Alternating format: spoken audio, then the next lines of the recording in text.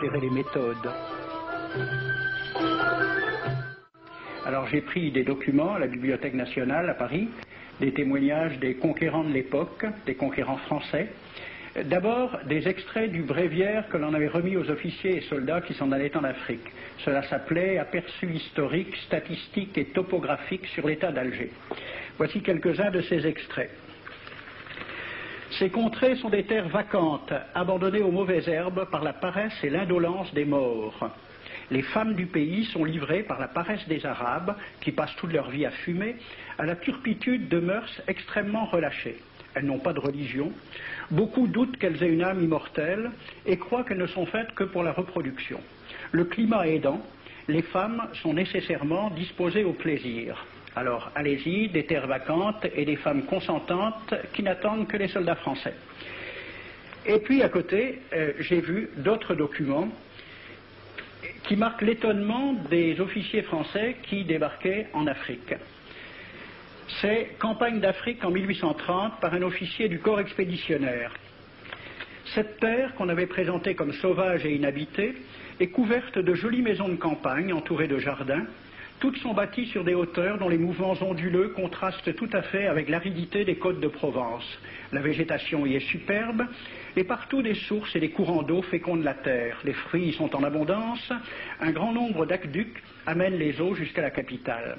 Et le maréchal Bugeaud lui-même. J'ai reconnu que l'Algérie produit beaucoup de grains, une immense quantité de bétail. L'immensité des terrains ensemencés atteste l'existence d'une population beaucoup plus nombreuse qu'on ne le pensait. Le commandant Claude-Antoine Roset, dans Voyage dans la Régence d'Alger en 1833. Presque tous les hommes savent lire et compter. En France, on compte à l'époque 40% d'analphabètes.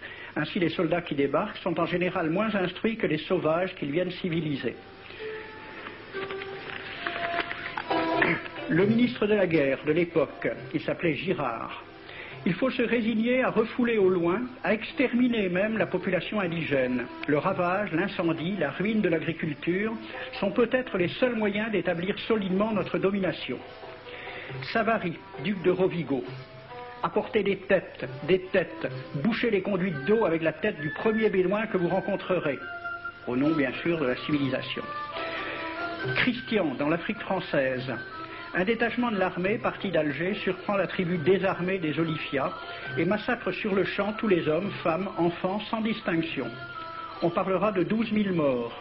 Les troupeaux raflés aux Olifias seront vendus au consul du Danemark.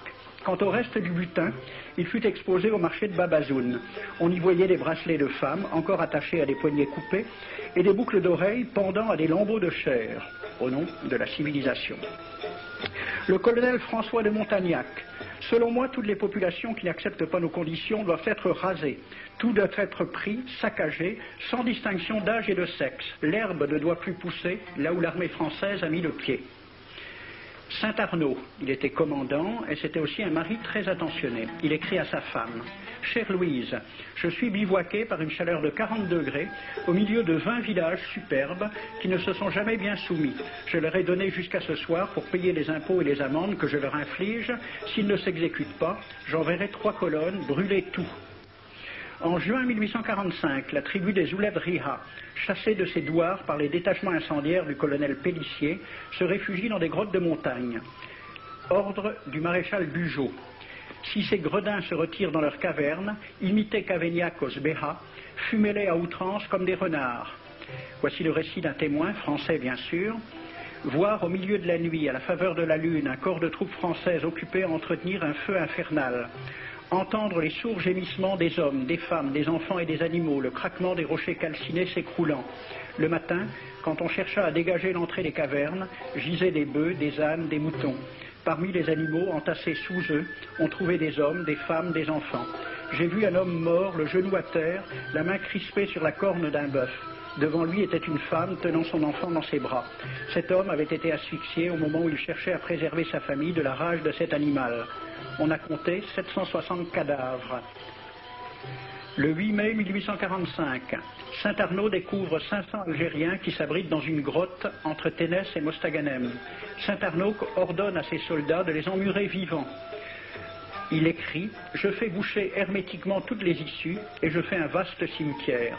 La terre couvrira à jamais les cadavres de ces fanatiques. » C'est à peu près ce qu'ont dit les Allemands en massacrant le village d'Oradour-sur-Glane. Montagnac, toujours lui, le colonel. Voilà comment il faut faire la guerre aux Arabes. Tuer tous les hommes jusqu'à l'âge de 15 ans. Prendre toutes les femmes et les enfants. Vous me demandez ce que nous faisons des femmes que nous prenons?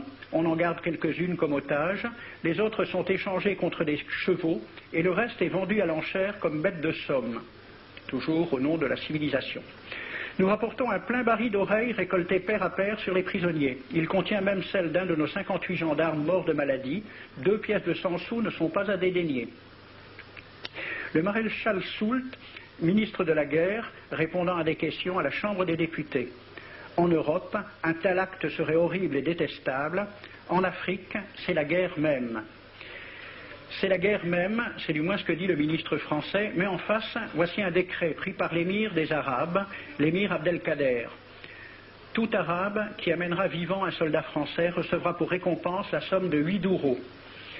Tout Arabe qui aura un Français en sa possession sera tenu de le bien traiter et de le conduire le plus promptement possible, soit devant le califat, soit devant l'émir lui-même. Dans le cas où le prisonnier aurait à se plaindre de mauvais traitements, l'Arabe n'aura droit à aucune récompense.